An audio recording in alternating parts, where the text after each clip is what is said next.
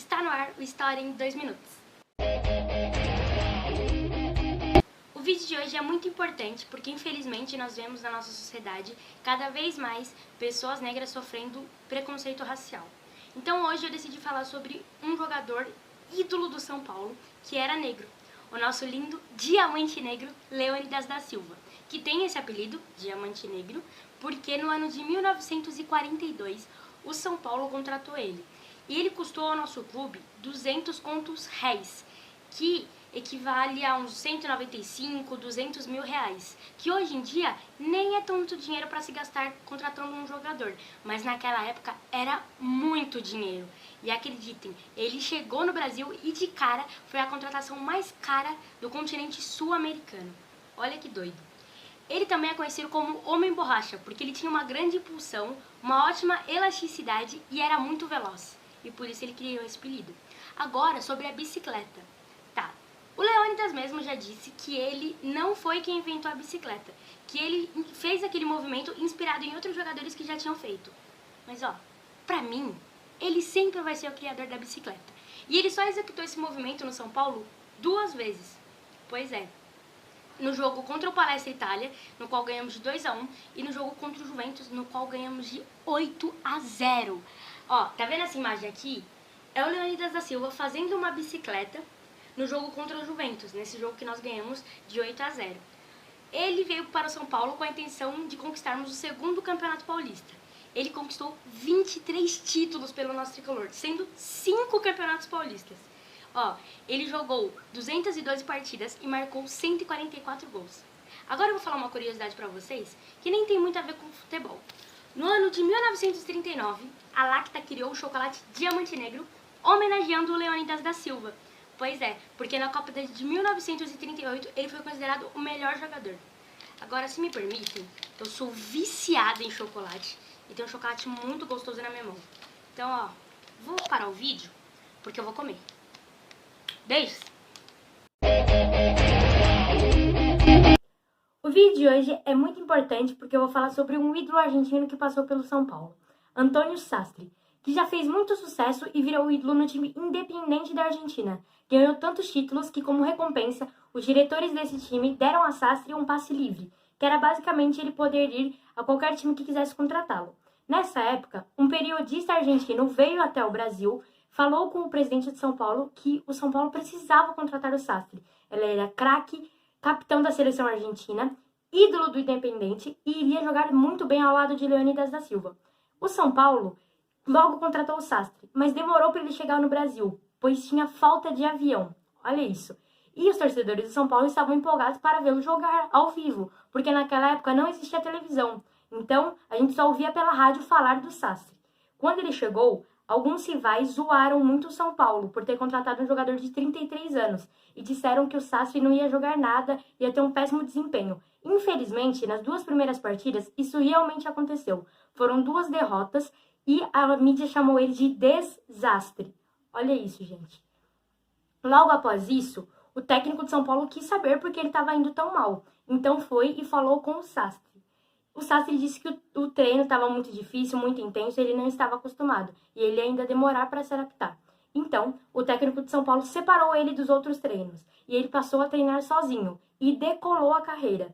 Ele conseguiu ganhar o Campeonato Paulista de 1943, e nesse campeonato, em uma partida contra a Portuguesa Santista, o São Paulo ganhou de 9-0, e o Sastre fez 6 gols. Vou repetir, o Sastre fez 6 gols. Gente, olha isso. Ele também conseguiu conquistar o título paulista de 1945 e 1946. Inclusive, a história do título de 1943 tá aqui. Sastre se despediu do São Paulo após uma partida no Pacaembu, São Paulo e River Plate. Ele marcou 58 gols nas 129 partidas que fez com a camisa de São Paulo. Sastre, muito, muito obrigada por tanta garra e determinação com esse escudo. Beijos. O vídeo de hoje é muito especial porque ele me traz uma lembrança muito boa. A história que eu vou contar hoje, o meu pai contava como história de ninar para eu dormir. Hoje irei falar sobre o dia em que a moeda caiu em pé. O ano é 1943, início de Campeonato Paulista. Mas ó, pausa aqui. Para entendermos essa história, devemos saber que nessa época havia uma hegemonia no estado de São Paulo. Só 2 times dominavam, o Palmeiras e o Corinthians. O São Paulo nem era considerado uma potência ainda. E os títulos paulistas só eram vencidos por nossos rivais. Fecha a pausa. Até que, antes de começar o campeonato, os representantes das equipes paulistas decidiram se reunir na federação para saber como seria a fórmula do campeonato e como ele iria funcionar. Aí, a história tem várias versões. A que eu sempre escutei do meu pai foi que uma pessoa veio e disse: "Para que disputar o campeonato? Joga uma moeda. Se ela cair cara, o Corinthians vai ser campeão. Se ela cair coroa, o Palmeiras vai ser campeão." Aí veio uma pessoa e disse: "Mas e se der São Paulo?" As outras pessoas todas riram e disseram: "Impossível. Se der São Paulo, a moeda vai cair em pé." E o mesmo São Paulo que, anos antes, tinha feito uma contratação histórica do Leônidas da Silva e também tinha se reforçado para esse mesmo campeonato de 1943 com um craque, o capitão da seleção argentina, Sastre. Pois é, esses 2 juntos, Leônidas e Sastre, elevaram o São Paulo, que no dia 3 de outubro do ano de 1943 disputaram o último jogo do Campeonato Paulista contra o Palmeiras. Agora, uma história muito legal sobre esse jogo. Nem tão legal, né, gente? No início do jogo, o Sastre foi contundido propositalmente pelo zagueiro do Palmeiras. Nessa época não existia substituição, então ele seria obrigado a sair do jogo. Mas você acha que ele aceitou? Não aceitou. Ele voltou mesmo mancando e sofrendo de dor, fez o resto da partida e foi considerado o melhor jogador da partida.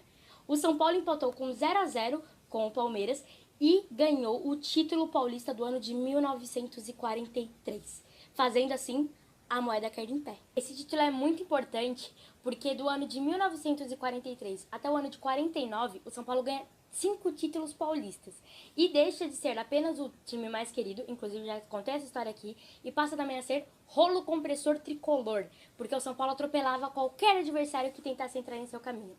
Beijos.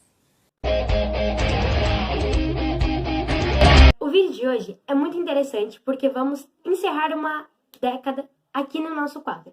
Pois é, a década de 40, no qual tivemos 4 vídeos falando sobre isso. O primeiro, Leônidas da Silva. O segundo, a moeda que caiu em pé, que é a conquista de 1943 do Campeonato Paulista. O último episódio falamos sobre o Sastre. E o episódio de hoje, completando 4, é sobre o rolo compressor tricolor. Esse apelido foi dado ao São Paulo após o ano em que a moeda caiu em pé, que foi o título paulista de 1943. Infelizmente, no ano de 1944, nós não conseguimos ganhar o Campeonato Paulista, mas o artilheiro do campeonato foi um jogador nosso, Luizinho, com 22 gols. Nesse ano, acabamos ficando com a vice-colocação.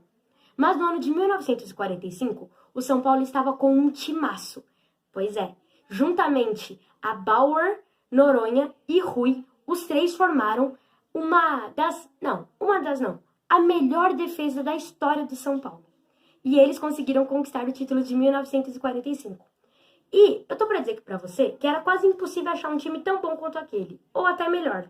E acreditem, o São Paulo se superou. No ano de 1946, um time melhor que aquele ganhou o Campeonato Paulista, conseguindo 3 Campeonatos Paulistas. Olha que incrível, galera. Só que, infelizmente, nesse mesmo ano, tivemos que nos despedir de 4 jogadores muito importantes. Por conta da idade, alguns decidiram se aposentar e outros decidiram sair da nossa equipe. Entre eles estavam o Luizinho, que foi artilheiro, e também o nosso querido Sastre. Bom, no ano de 1947 já foi algo mais complicado. Por conta de tantas perdas no nosso elenco titular, tivemos que nos reformular. Depois da reformulação, no ano de 1948 e 1949, também conseguimos ganhar 2 títulos paulistas. E encerramos esse rolo compressor tricolor no ano de 1949, depois que Leônidas da Silva se aposentou. Gente, que história incrível! Esse apelido também foi dado porque o São Paulo atropelava qualquer adversário que entrasse em seu caminho. São Paulo, foi a partir desse momento que o nosso clube conseguiu ser tão gigante e começou a ser considerado uma potência enorme no estado de São Paulo. Beijos!